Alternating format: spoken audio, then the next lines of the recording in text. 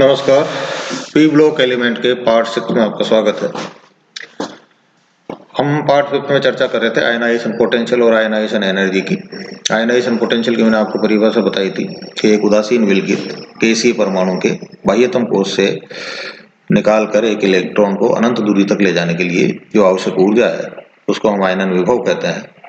अंग्रेजी में हम बोले तो the minimum amount of energy required to remove the most loosely bounded electron, the valence electron of an isolated neutral gaseous atom to form a cation। एक cation बनाने के लिए हम जो एक इलेक्ट्रॉन निकालते हैं उसके लिए आवश्यक ऊर्जा। इसको एक ग्राफ की सहायता से हमने समझाने का प्रयास किया है कि बाएं से दाएं तरफ यानी पीरियड में जब हम चलते हैं तो आयनाइजेशन पोटेंशियल का मान बढ़ता है। क्यों बढ़ता है? क्योंकि बाएं से दाएं तरफ जाते हैं तो इन जनरल आकार घटता है, यानी पीरियड में बाएं से दाएं जाए तो आकार घटता है, ऊपर से नीचे आए तो आकार बढ़ता है। मैंने पहले शायद एक दोहा छोटा सा बोला होगा कि परमाणु आकार के साथ हैं धात्विक गुण और सब विपरीत हैं इसको लेना सुन।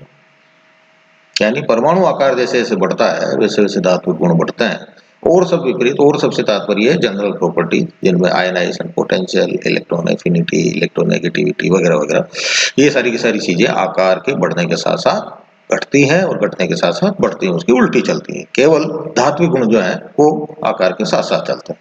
आकार बढ़ता है तो धात्विक गुण बढ़ते हैं, बाकी प्रॉपर्टीज घटती हैं। तो बाएं से दाएं तरफ जाते हैं तो आकार घटता है, इसलिए आईपी बढ़ता है। जबकि ग्रुप में ऊपर से नीचे आते हैं तो चूंकि आकार बढ़ता है इसलिए आईपी का मान जाहिर सी बात है घटता है।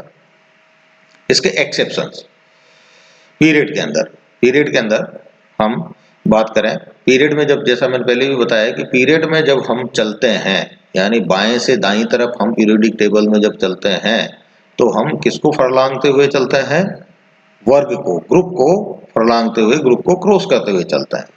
तो ये जो टेबल बना रखी है ग्रुप और तीर का निशान बना के 5th ए और 6th ए, तो ये हम क्या चल रहे हैं? पीरियड में चल रहे हैं। तो 5th ए में नाइट्रोजन, 5th ए का नाइट्रोजन और 6th ए का ऑक्सीजन यदि आप लें तो इनका आयनाइजेशन पोटेंशियल आप देखिए 5.56 है, फिर 5.21 है। तो ये इसका अपवाद है। होना क्या चाहिए कि नाइट्रोजन से ऑक्सीजन का आयनाइजेशन पोटेंशियल ज्यादा होना चाहिए, क्योंकि हमने कहा है, ऊपर लिखा है कि बाएं से दाएं तरफ जाएंगे तो इंक्रीज होगा, लेकिन यहाँ पर ये घटता है। क्यों घटता है? उसका कारण है नाइट्रोजन का हाफ फील्ड कॉन्फ़िगरेशन। क्योंकि उसका हाफ फील्ड कॉन्फ़िगरेशन है जो कि एक स्टेबल कॉन्फ़िगरेशन है पार्शियली फील्ड की तुलना में, तो इसलिए उसका इलेक्ट्रॉन निकालने के लिए हमें थोड़ी अतिरिक्त ऊर्जा देनी पड़ती है, इसलिए इसका अपवाद। वर्ग में यदि हम देखें तो वर्ग में आप देखिए, अब फिर मैं आपको कहूं वर्ग की जब बात करते हैं यानी ऊपर से नीचे जब हम बढ़ते हैं, एक वर्ग में चलते हैं तो किसको क्रॉस करते हुए चलते हैं? पीरियड्स को क्रॉस करते हुए चलते हैं। तो यहाँ पर ऊपर से नीचे जा रहे हैं तो कौन से पीरियड को? दूसरा, तीसरा, चौथा, पांचवा, छठा। पहले दूसरे पीरियड में, फिर तीसरे में पहुंचेंगे, फिर चौथे में, फिर पांचवें में, फिर छठे में, सारे पीरियड को क्रॉस करते हुए चलेंगे तो ये क्या कहलाएगा? ग्रुप। तो ग्रुप के element boron, aluminium, gallium, indium, thallium, इनका आईपी आप देखें तो बोरोन के लिए 3.18 है, एल्यूमिनियम के लिए 2.19 है, गैलियम के लिए 2.30 है, फिर 2.21 और 2.34। तो इसमें देखिए आप 3.18 से 2.19 कम है, लेकिन 2.19 से 2.30 ज्यादा है। जबकि हमने क्या कहा है? ऊपर से नीचे आते हैं तो आईपी घटता है। क्यों घटता है?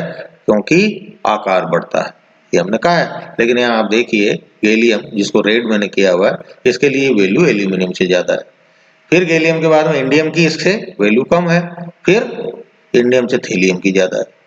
यानी 2 बार ये फ्लक्चुएशन आया। ऐसा क्यों होता है? क्योंकि गैलियम के ऊपर होता है ट्रांजिशन कॉन्ट्रैक्शन का प्रभाव, जिसके बारे में हम पहले भी चर्चा कर चुके हैं, संक्रमण संकुचन। और थैलियम से पहले होता है लेंथेनाइट्स होने के कारण लेंथेनाइट संकुचन, ये इसके कारण है।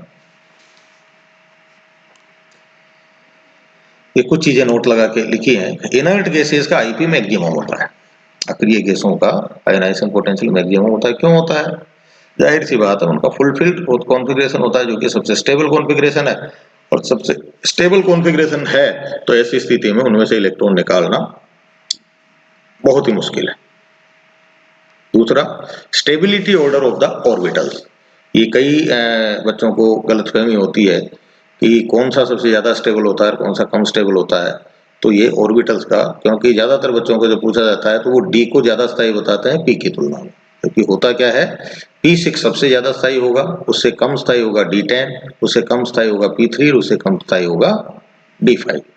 और इसका रीजन भी अगर आपने ध्यान दिया हो, पहले अभी पेनिट्रेशन पावर की हमने बात की थी, तो पेनिट्रेशन पावर में हमने क्या कहा था कि एस की पेनिट्रेशन पावर सबसे ज्यादा होती है।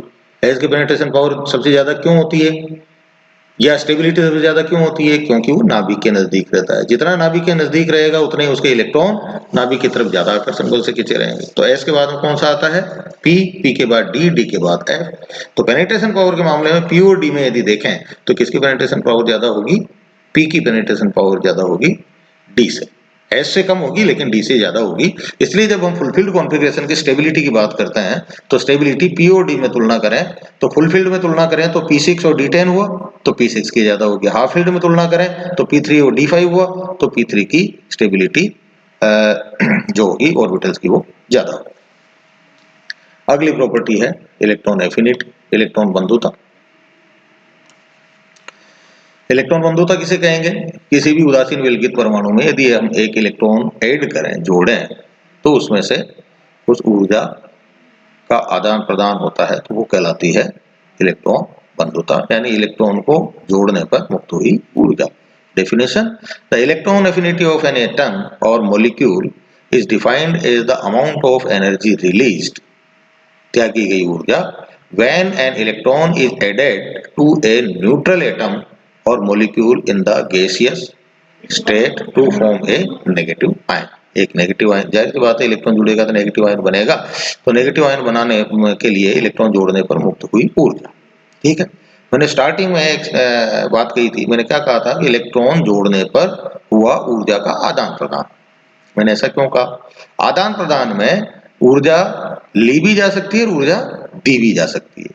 तो ये ऐसा मैंने इसलिए कहा क्योंकि पहला इलेक्ट्रॉन जब आप जोड़ते हो तो आपको ऊर्जा देता है, यानी जब भूख लगी हुई है तो आप पैसा दे करके एक थाली खरीद करके, थाली भर भोजन खरीद करके आप खाते हैं। लेकिन अब आपको कहा जाए पेट भर गया आपका और उसके बाद में कहा जाए कि नहीं आपको अब एक थाली और खानी है, तो आप क्या उसका पैसा देंगे, क्या नहीं देंगे, बल्कि उसे पैसा लेंगे कि मेरी तबीयत खराब हो जाएगी, दवाई खानी पड़ेगी और खिलाना ही है तो पैसा दे मेरे को तब खाऊंगा। ये स्थिति यहाँ है। एक इलेक्ट्रॉन लेने के बाद में उसके ऊपर नेगेटिव चार्ज आ जाता है, फिर और आप इलेक्ट्रॉन उसमें ऐड करना चाहें तो वो इलेक्ट्रॉन उस इलेक्ट्रॉन को रिपेल करता है।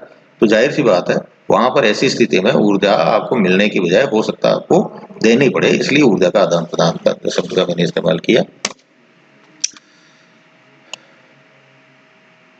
अब इलेक्ट्रॉन एफिनिटी की हकीकत, वास्तविक पोजीशंस क्या क्या है वो हम इसमें चर्चा करते हैं कि electron affinity increase in period, period में जब जाते हैं तो इलेक्ट्रॉन एफिनिटी का मान बढ़ता है और ग्रुप में आते हैं तो इलेक्ट्रॉन एफिनिटी का मान घटता है। अब इसके एक्सेप्शंस, हम पहले पीरियड के एक्सेप्शन जो दाईं तरफ लिखे हुए हैं एरो साइन के, डाउन एरो साइन के, तो पहली बात electron affinity of halogen is very very very greater than electron affinity of 6A group.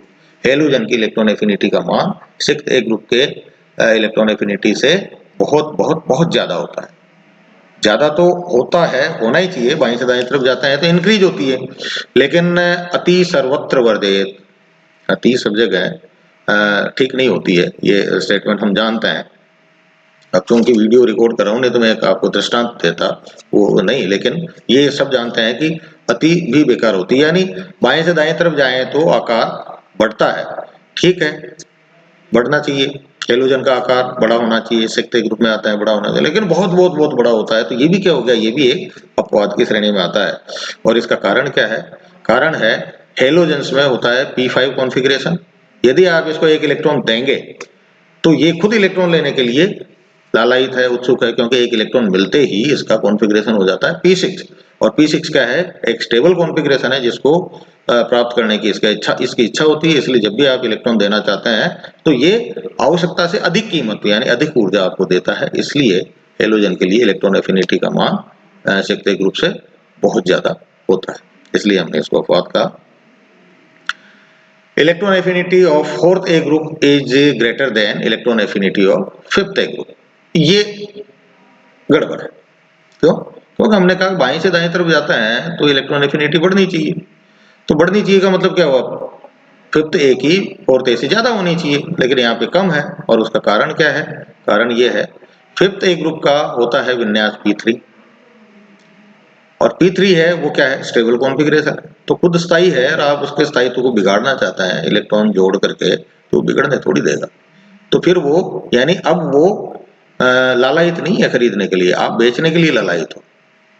ये स्थिति ठीक वैसी है कि जब फसल पैदा होती है उस समय किसान मजबूर होता है और वो बेचने के लिए मजबूर होता है और जो भी धनाढ्य वर्ग है वो उसको खरीदने के लिए उत्सुक नहीं होता है, तो वो अपनी कीमतों पे खरीदता है। 2000 रुपए क्विंटल जो चीज बिकनी चाहिए वो 1200 रुपए क्विंटल ही खरीदता है। लेकिन वही धान जब बिजाई का टाइम आता है, बीजारोपण का टाइम आता है, उस समय किसान मजबूर होता है, उसको खरीदना ही खरीदना है, अदरवाइज वो बोएगा क्या? तो ऐसी स्थिति में वही धनाढ्य वर्ग वो क्या करता है, जो उसने 1200 में खरीदा था वो उसको 2500 रुपए में बेचता है। ये ठीक वही स्थिति यहाँ पर है। ऊपर हेलोजन के अंदर क्या रहा? हेलोजन लालायित है लेने के लिए, इसलिए उसने आवश्यकता से अधिक दाम चुकाए। यहाँ पर आप लालायित हो, आपको बेचना है, आपके पास में फालतू पड़ा हुआ है और आप देना चाहते हैं पिप्ते को, तो आप क्या करोगे? उसको ऊर्जा आपको देनी पड़ेगी। अब इसके बारे में तीसरी बात अपन करते हैं, electron affinity of fourth A group. फिर वही कारण, very very very greater than electron affinity of third A group. इसका भी रीजन क्या है, जो हमने हेलोजन के लिए ऊपर बताया कि फोर्थ ए ग्रुप का P2 विन्यास है, P2 विन्यास अस्थायी विन्यास है, उसमें एक इलेक्ट्रॉन जोड़ दें तो P3 स्थायी विन्यास बन सकता है, इसलिए आपको वैल्यू वो आसानी से इलेक्ट्रॉन ग्रहण करता है और आपको एनर्जी ज्यादा मिलती है। चौथी बात, नोबल गैसेस की इलेक्ट्रॉन एफिनिटी वो क्या होती है? या तो जीरो होती है या नेगेटिव होती है। नेगेटिव से तात्पर्य आपको देनी पड़ती है, कारण फुलफिल्ड विन्यास स्टेबल कॉन्फ़िगरेशन है, वो इलेक्ट्रॉन लेना ही नहीं चाहता। आप जबरदस्ती दो किसी के घर पे, आप कहो कि कमरा मेरे को किराए पे दे दे, इसमें मेरे को 10-20 बोरी गेहूं की रखनी है, तो पैसे लेगा। वेयर हाउस में आप रखो तो पैसे लेगा। तो जाहिर सी बात है, इसका स्टेबल कॉन्फ़िगरेशन इसको नहीं चाहिए, आप देना चाहते हो, तो इनकी वैल्यू या तो जीरो होगी, और अगर आप दोगे इलेक्ट्रॉन जोड़ोगे भी, जो कि अब जीनोन के और कुछ कंपाउंड्स बनाए, तो ऐसी स्थिति में उसको आपको एनर्जी देनी पड़ेगी। ये बात हुई पीरियड की। अब ग्रुप में एक्सेप्शन अपन बात करें, electron affinity of second period is less than electron affinity of third period. Second period की इलेक्ट्रॉन एफिनिटी का मान थर्ड पीरियड से कम होता है, जबकि हमने ऊपर क्या कहा, ऊपर से नीचे आते हैं तो इलेक्ट्रॉन एफिनिटी डिक्रीज होती है, यानी थर्ड की वैल्यू कम होनी चाहिए थी, सेकेंड की ज्यादा होनी चाहिए थी। लेकिन ऐसा क्यों होता है? उसका कारण है कि सेकेंड पीरियड में जो बोरोन से अगर वर्ग की बात करें तो उसमें बोरोन है, तो बोरोन बहुत छोटे साइज का होता है, तो बोरोन का साइज अत्यंत छोटा होने के कारण इलेक्ट्रॉन जोड़ने पर इलेक्ट्रॉन एफिनिटी कम मुक्त होती है, क्योंकि कुछ ऊर्जा इलेक्ट्रॉन को आपस में एडजस्ट करने में, इलेक्ट्रॉन इलेक्ट्रॉन रिपल्सन में प्रयुक्त हो जाती है। ठीक है। और लास्ट के जो 3 एलिमेंट्स हैं उनकी इलेक्ट्रॉन एफिनिटी में बहुत कम अंतर होता है। उसका कारण है ट्रांजिशन कॉन्ट्रैक्शन और लेंथेनाइड कॉन्ट्रैक्शन। अगले वीडियो में हम बात करेंगे इलेक्ट्रोनेगेटिविटी की।